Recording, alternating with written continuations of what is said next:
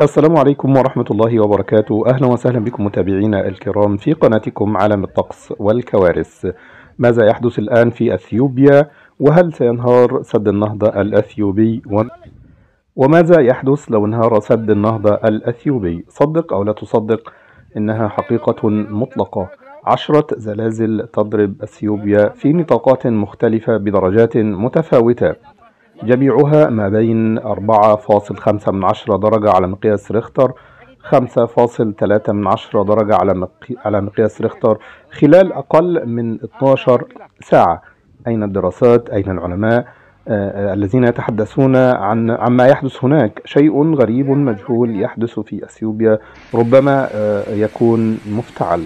زلزال يضرب أثيوبيا على عمق 10 كيلومترات تحت الأرض.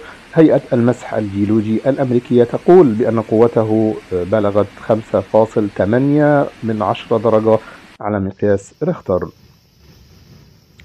بعد سلسلة من الزلازل غير المتناهية في أثيوبيا، هل من المتوقع أيضا ثوران بركان فانتال في أثيوبيا؟ تساؤلات: ماذا يحدث لو انهار سد النهضة الإثيوبي؟ هل سيكون هناك طوفان جديد كطوفان نوح؟ هناك مخاوف من احتمالية انهيار سد النهضة الأثيوبي، وخبير مصري يحذر من كارثة إذا انهار سد النهضة. ماذا سيحدث في الدول المجاورة إذا انهار سد النهضة الأثيوبي؟ يقول الخبير المصري الدكتور عباس شراقي، أستاذ الجيولوجيا والموارد المائية بكلية الدراسات الأفريقية العليا في جامعة القاهرة، الخبير في شؤون المياه والجيولوجيا، يقول: أثيوبيا لديها أكبر فالق زلزالي على سطح الأرض، ويسمى الإخدود الإفريقي العظيم، وهذا الإخدود يقسم أثيوبيا إلى نصفين.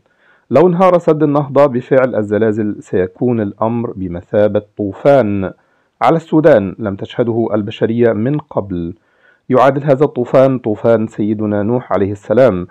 سيهدد هذا الطوفان 20 مليون سوداني يعيشون على طول النيل الأزرق بالكامل بما فيها الخرطوم، لأن السد يقع في منطقة أعلى من الخرطوم ب 350 مترا، والمسافة تبلغ 500 كيلو متر فقط، ومن هنا يحدث اندفاع للمياه بكميات كبيرة.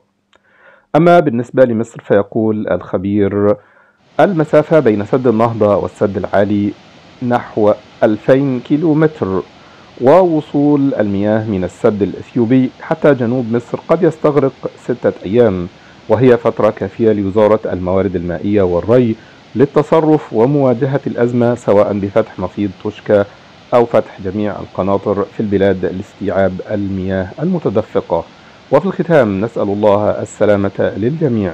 لا تنسوا متابعتنا والاشتراك في القناة ليصلكم أهم القضايا والأحداث والكوارث في العالم أولا بأول.